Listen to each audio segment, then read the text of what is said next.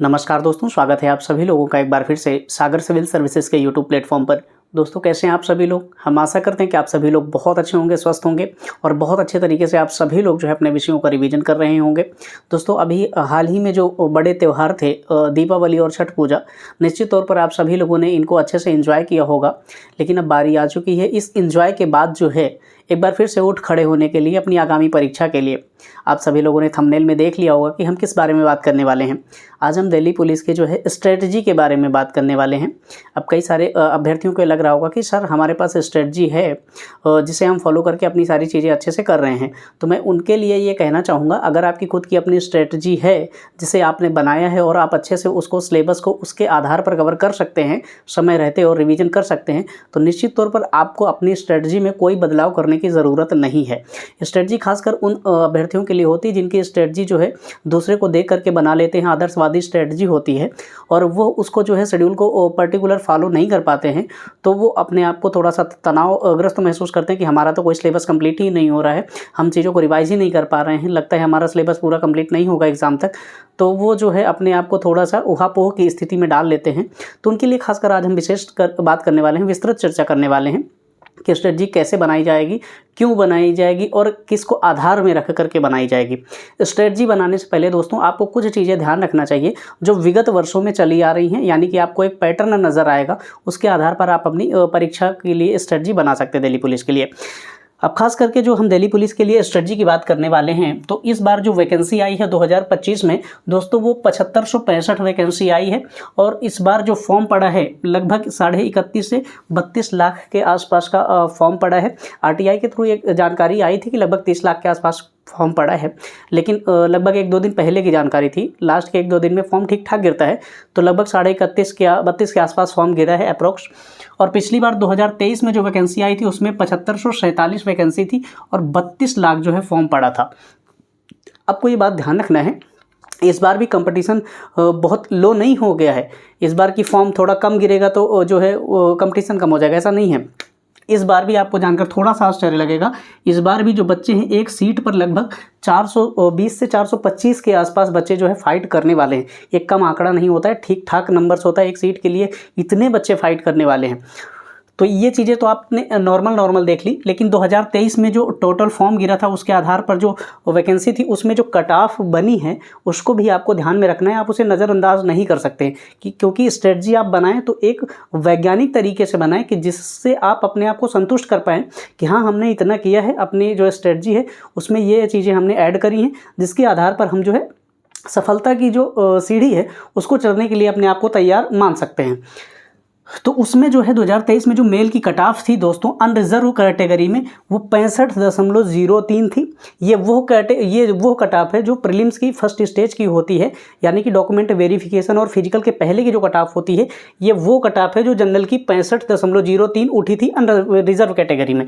लेकिन यही जब फाइनल कट ऑफ उठी तो ये 68.0304 के आसपास उठी है और यहाँ पर लगभग 3 से 4 नंबर का जो है उठी है कट ऑफ, लगभग 3 नंबर के आसपास ज़्यादा गई है। और इसी में ओबीसी की जो कट ऑफ गई थी 66.08 और ये 67.79 जो है फाइनल कट ऑफ उठी थी। और बाकी चीज़ें आप देख लीजिएगा। फीमेल में जो थी अनरिजर्व कैटेगरी में वो 55.64 जो है प्रीलिम्स की कट ऑफ उठी थी, फर्स्ट स्टेज की कट ऑफ उठी थी और फाइनल जो कट ऑफ उठी थी दोस्तों 61.04 के आसपास उठी थी। ठीक है, ओबीसी की 55.66 और फाइनल कट ऑफ जो थी 60.95 उठी थी। तो यहाँ से आपको एक पैटर्न नज़र आ रहा है कि महिलाओं की जो कैटेगरी है उसमें लगभग 5 से 6 नंबर का जो है चढ़ाव नज़र आ रहा है फाइनल कट ऑफ में, और जो पुरुषों की है उसमें लगभग 3 से 4 क्वेश्चन के आसपास का उठाव नज़र आ रहा है।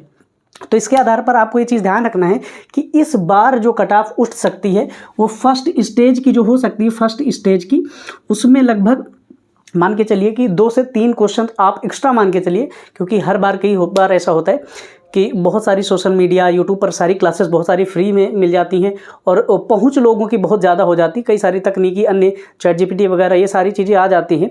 तो उसके आधार पर तैयारी करने का एक दायरा बढ़ जाता है। बहुत सारे लोग गांव के रहने वाले भी लोग जो हैं जो अपने घर पे बैठे बैठे भी आराम से तैयारी कर सकते हैं। तो दिनों दिन कंपटीशन बहुत ज़्यादा बढ़ता जा रहा है, तो इससे आपको 2 से 3 क्वेश्चन आप ये मान के चलिए कि कट ऑफ उठने ही वाली है। जैसे पिछली बार जो फर्स्ट स्टेज की कट ऑफ थी 65 थी, तो ये मान के चलिए 67 से 68 के आसपास रहने वाली है ये फर्स्ट स्टेज की कट ऑफ। और सेकंड स्टेज की कट ऑफ में आप मान के चलिए सेकंड यानी कि फाइनल जो कट ऑफ उठने वाली है ये लगभग 71 से 72 के आसपास उठने वाली, ये मान के चलिए। आप अपने आप को जो टारगेट रखना है वो 70 प्लस का रखना है, लगभग 72 के आसपास का टारगेट रखना है कि आपका अगर इतना नंबर आ रहा है तो फिर आप लगभग अपने आप को सिक्योर महसूस कर सकते हैं कि आपका नाम जो है फाइनल लिस्ट में ज़रूर आएगा। इसी आधार पर जैसे OBC की 66 उठी थी तो इसको भी मान के चलिए कि लगभग इसकी फर्स्ट स्टेज की कट ऑफ लगभग 68 के आसपास उठने वाली है, और ये भी लगभग 70 के आसपास, 70 या 71 के आसपास ये भी रहने वाली है। यानी कि OBC की देख लीजिए, यहाँ पर आपको एक अंक ज़्यादा ही नज़र आ रहा है तो वहाँ पर 70 या 71 के आसपास ही आपको OBC की भी नज़र आएगी, क्योंकि कई सारी परीक्षाएँ जो हो रही हैं उसमें OBC की जो कट ऑफ है जनरल से भी ज़्यादा उठ रही है। तो इसी तरीके से महिलाओं की जो अनरिजर्व कैटेगरी है उसमें जो 55 उठी थी, यहाँ पर इसकी फर्स्ट स्टेज की जो कट ऑफ उठने वाली है एटलीस्ट कम से कम 57 से 58 उठने वाली है। 57 से 58 इसकी फर्स्ट स्टेज की, और लगभग इसकी जो फर्स्ट स्टेज की उठी थी 61 उठी थी, मान के चलिए कि 63 से 65 के आसपास जो है सेकंड स्टेज की इसकी जो है कट ऑफ रहने वाली है। इसी आधार पर आप अपनी अन्य कैटेगरी में 2 से 3 क्वेश्चन को जो है बढ़ा करके फाइनल कट ऑफ का अनुमान लगा सकते हैं। तो यहाँ पर ये सारी चीज़ें हमने छोटी देख ली, एक हल्का सा दायरा देख लिया कि हमें किस आधार पर चीज़ों को अपने बनाना चाहिए। अब यहाँ पर आपको देख लेना है कि एग्ज़ाम पैटर्न के पहले मैं आपको कुछ चीज़ें और बता देता हूँ। इसके पहले जो एग्ज़ाम करवाती थी SSC, उसमें जो है फर्स्ट स्टेज का जो कंप्यूटर बेस्ड एग्ज़ाम होता था उसको TCS करवाती थी, लेकिन इस बार जो है वैकेंसी उसको जो है चेंज कर दिया गया है, एजेंसी बदली गई है, अब आ गई है एडिक्विटी। और इसके लिए थोड़ा सा कुछ चीज़ें जो सोशल मीडिया पे चल रही वो तो सारी चीज़ें आप जानते ही हैं, लेकिन अभी रिसेंट में जो इसने एग्ज़ाम करवाए हैं अगर उसको हम ध्यान में रखकर चीज़ें बताएं आपको, तो थोड़ा सा आपको दिल्ली पुलिस की इस बार की परीक्षा में पैटर्न जो है बदलता नज़र आएगा। क्वेश्चनों की प्रकृति आपको बदलती नज़र आएगी। यानी कि पिछली बार जैसे होता था कि बहुत ज़्यादा PYQ को फोकस करते थे, तो बहुत ज़्यादा PYQ को फोकस नहीं करेंगे, ऐसा मुझे लगता है कि GK GS में खासकर। और यहाँ पर सवालों की प्रकृति भी आपको बदलती नज़र आएगी, यानी कि थोड़ा सा टफ की तरफ जाएंगे और आपको कुछ स्टेटमेंट बेस्ड भी क्वेश्चन मिलेंगे। कई बार तो आपको देखना कि कथन और कारण के भी बेसिक सवाल आपको GK GS में ज़रूर मिलने वाले हैं। ऐसा मैं क्यों कह रहा हूं, क्योंकि अभी रिसेंट में जो उसने एग्ज़ाम करवाए हैं एडिक्विटी ने, उसने सवालों को इस तरीके से फॉर्मेट किया है कि सवालों की प्रकृति जो है कई बार काफ़ी उच्च स्तरीय लगती है। तो यहाँ पर सवाल बहुत इजी नहीं आने वाले हैं, ये बात आपको ध्यान रखना है कि सिर्फ लुसेंट पढ़ लिया या कोई भी जो है हल्की फुल्की बुक कर लिया या MCQ लगा के आप चले गए तो आप बड़े जो है अच्छा करके आएंगे, इस बात की संभावना बहुत कम है। तो आपके पास अभी एनफ टाइम है, लगभग 1.5 से पौने 2 महीने का टाइम है। दिसंबर लास्ट या जनवरी के मिड तक जो है फर्स्ट स्टेज का एग्ज़ाम कंडक्ट हो जाएगा, इसमें कोई डाउट नहीं है। तो आप अपने आप को लगभग 1.5 से पौने 2 महीने का टाइम मान के चलिए, और इसमें लगभग आप बहुत अच्छे तरीके से अभी भी सिलेबस कवर कर सकते हैं। अगर आपने बहुत पहले से अच्छे से तैयारी की है तो बहुत अच्छी बात है, लेकिन अगर नहीं की बहुत ज़्यादा तो अभी भी बहुत घबराने की ज़रूरत नहीं है।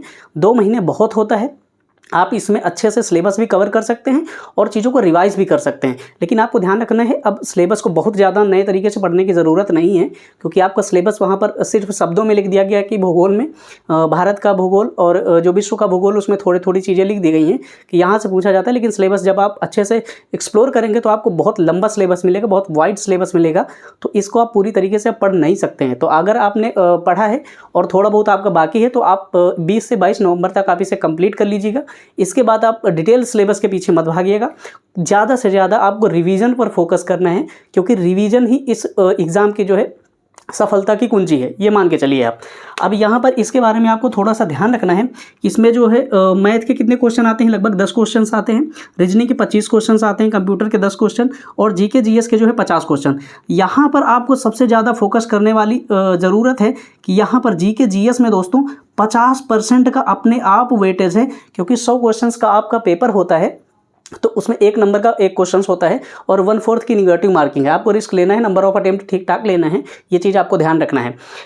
लेकिन यहाँ पर एक चीज़ और ध्यान देने वाली बात है, SSC जो एग्ज़ाम करवाती है, खासकर उसके जो बच्चे होते हैं उनमें GK जो है रीजनिंग की, मैथ्स की बहुत अच्छी समझ होती है, इंग्लिश की बहुत अच्छी समझ होती है, लेकिन GK GS में उनका थोड़ा सा पलड़ा हल्का हो जाता है और यहाँ पर सबसे ज़्यादा वेटेज ही GK GS का है। आपको एक चीज़ और ध्यान रखना है, एडिक्विटी का जो अभी पैटर्न रहा है, अभी जो एग्ज़ाम उसने करवाया है उसमें एक चीज़ और है, अभी तक इसमें जीके जीएस में खासकर वो जीके को बहुत ज़्यादा फोकस करते थे, इसके पहले वाले जो एग्ज़ाम होते थे, लेकिन एडिक्विटी ने जीके को वेटेज जो है थोड़ा सा कम कर दिया है और जीएस का वेटेज जो है दोस्तों ये बढ़ा दिया है। आपको यहाँ पर जीके की तरफ बहुत ज़्यादा भागना नहीं है, आपको जीएस की अच्छी समझ रखनी है, जिसमें ज्योग्राफी, हिस्ट्री, पॉलिटी, ये चीज़ों की आपको अच्छे से समझ होनी चाहिए, क्योंकि सवाल थोड़े से टफ आएंगे तो आप उनको अच्छे से डील कर पाएँ। तो आपका फोकस यहाँ पर जीएस की तरफ बहुत ज़्यादा होना चाहिए। और ये तो टेबल फॉर्मेट वाले होते हैं, इनको आप बहुत कम समय में जल्दी से आपको चीज़ें रिवाइज हो जाएंगी, याद हो जाएंगी, लेकिन जीएस इतनी जल्दी जो है याद नहीं होता है, तो आपको यहाँ पर फोकस करना है। और मैथ में आपको एवरेज में लगभग 4 से 5 क्वेश्चन के आसपास का आप मान के चलते हैं, अगर आप इतने कर लिए। रीजनिंग में आप लगभग 18 से 20 के आसपास मान के चलते हैं कि आपने इतने निकाल लिए। और कंप्यूटर में लगभग 3 से 4 सवाल ईजी आते हैं, लेकिन कंप्यूटर में भी ठीक ठाक अच्छे स्तरीय सवाल आते हैं। एसएससी के जो एग्ज़ाम होते हैं इसमें लगभग 6 से 7 सवाल जो होते हैं टफ लेवल के आते हैं। तो मान के चलिए कि आप इसे बहुत ज़्यादा कर पाएंगे, तो आप मान के चलिए खुद को 4 से 5 सवालों का दायरा।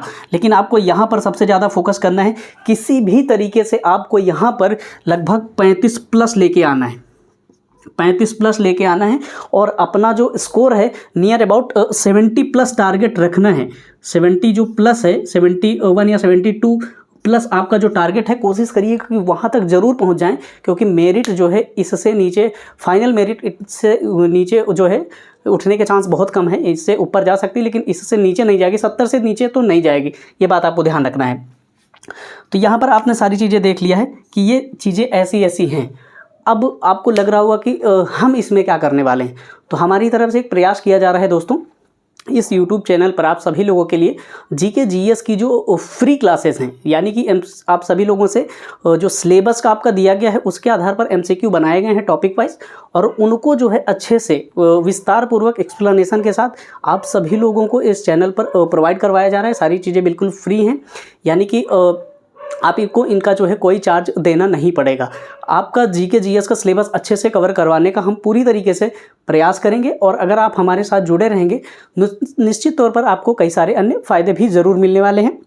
यहाँ पर बात यह है कि इसके जो प्रैक्टिस सेट हैं, खासकर जो अभी जल्द ही आप सभी लोगों के सामने देखने को मिलेंगे, इनकी खास बात यह है कि जो आपके MCQ बनाए गए हैं उनमें जो एक्सप्लेनेशन दिया गया है, खासकर जो सवाल दिया गया है उसका एक्सप्लेनेशन इतना अच्छे से दिया गया है कि आपको अगर सवाल ना भी आए तो आप उसके एक्सप्लेनेशन को अच्छे से रिवाइज कर सकते हैं और समय रहते सारे सिलेबस को रिवाइज कर पाएंगे। तो जैसे ही आप पूरे सिलेबस को अच्छे से रिवाइज कर पाएंगे तो आप में एक आत्मविश्वास जो है जागृत होगा कि आपको लगे कि हमने सिलेबस अच्छे से कवर कर लिया है, हमसे जितना हो सकता था हमने पूरा मेहनत किया है, स्ट्रेटजी के साथ मेहनत किया है। तो आप उसी आत्मविश्वास के साथ जो है परीक्षा देने जाएंगे, और आत्मविश्वास जो है इस परीक्षा की कुंजी है, ये बात ध्यान रखिएगा। जितना आप रिवीजन करेंगे, जितना आप चीज़ें रिवाइज करेंगे बार बार, उतना ही आपको कॉन्फिडेंस आएगा, और कॉन्फिडेंस के साथ जैसे ही आप एग्ज़ाम में जाएंगे निश्चित तौर पर बहुत अच्छा प्रदर्शन कर पाएंगे, इसमें कोई डाउट नहीं है। अभी बहुत इनफ टाइम है, तो आप अच्छे से सारी चीज़ों को जो है उसमें देखिए, तो अच्छे से स्ट्रेटजी बनाइए। और हमारी जो टेस्ट सीरीज़ आने वाली है, प्रैक्टिस सेट आने वाला है जीके जीएस का, आप उसे पर डे फॉलो करिए। आप जहाँ से भी पढ़ रहे हैं, अगर आपको लग रहा है कि वहाँ आप पढ़ रहे हैं तो बिल्कुल पढ़िए। मैं ये नहीं कह रहा हूँ कि केवल मेरे पर ही डिपेंड रहिए, क्योंकि मुझसे जो हो सकता है मैं वो आप सभी लोगों के लिए करूँगा, लेकिन ज़रूरी नहीं कि सारी चीज़ मैं अकेले कर पाऊँ। ये बात की जो है असंभव सी है, जाहिर सी बात है कि जहाँ पर पूरी टीम है, जहाँ से आप पढ़ रहे हैं वहाँ से भी पढ़िए, और कुछ चीज़ें आप हमसे भी अगर जुड़ सकते हैं देख लीजिए, वो निश्चित तौर पर आपको जो है एक्स्ट्रा फ़ायदा देने वाला है। तो ठीक है दोस्तों, हमसे जो हो सकता था, हमने जो अपनी बात आपके समक्ष रखना था वो हमने रख दिया है। तो अब आपको ध्यान रखना है कि चीज़ों को हमें कैसे कवर करना है आगे, और किस तरीके से आपने चीज़ों को रिवाइज़ करना है।